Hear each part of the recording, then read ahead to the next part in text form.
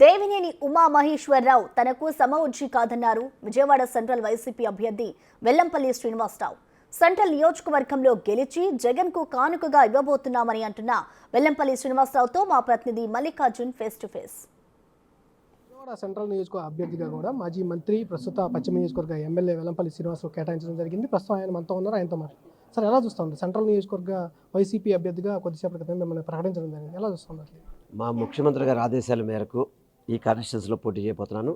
తప్పకుండా ఏదైతే నమ్మకంతో ఆయన ఏ నమ్మకంతో నాకు సీటు కేటాయించాడో ఆ నమ్మకాన్ని ఒమ్ము చేయకుండా 100% ఈ నియోజకవర్గంలో గెలిచి ఇక్కడ పార్టీ నాయకుల్ని, కార్యకర్తల్ని, ప్రజానీకాన్ని అందరినీ కలుపుకుంటూ వెళ్ళి అత్యధిక మెజార్టీతో గెలిచి జగన్మోహన్ రెడ్డి గారికి కానుకగా ఇవ్వాలని మా పార్టీ కేడర్ అంతా కూడా సిద్ధంగా ఉంది. తప్పకుండా మా ముఖ్యమంత్రి గారు నా పెట్టిన నమ్మకాన్ని ఆయనకి తప్పకుండా ఇక్కడ గెలుపురూపంగా చూపెడతానని చెప్పి మాత్రం మీ ద్వారా తెలియపరచుకుంటాను. కూటమి అభ్యర్థిగా మాజీ ఎమ్మెల్యే బోండా ఉమామహేశ్వరరావుని కూడా కేటాయించడం జరిగింది, ఎలా ఉండబోతుంది అంటారు? పూర్వం ఏముండదు, కూటమి లేదు, పాడు లేదు. ఆయన వల్ల గెలుస్తాడని నమ్మకం లేదు. ఎందుకంటే 2014లో ఏదో ఆ రోజు వచ్చిన ఒక సీనియర్ ముఖ్యమంత్రిగా చంద్రబాబు నాయుడు ఆలోచించి అతన్ని ఆ రోజు గెలిపించడం తప్ప అతను గెలిచిన తర్వాత ఏం చేసింది లేదు నియోజకవర్గానికి. అదేవిధంగా ఓడిపోయినప్పుడు ప్రజలకు అందుబాటులో లేడు, ఈరోజు ఓట్లు అడగడానికి కూడా వచ్చే వ్యక్తి కాదు.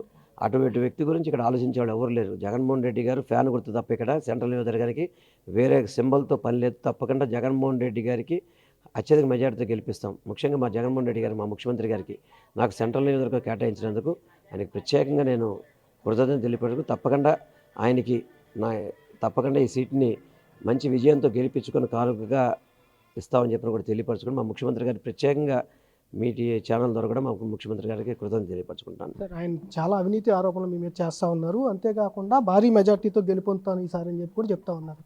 కాసేపు ఈ నెల రోజులు గట్టిగా ప్రచారం చేసుకోమని చెప్పండి, అప్పుడు ఆయన పరిస్థితి అంటే అర్థమవుతుంది.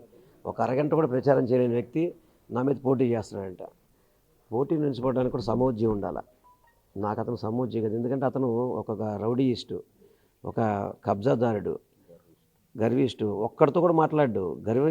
గర్వం తప్ప ఏం లేదు. అతనికి ఓటేసే వ్యక్తే లేరు.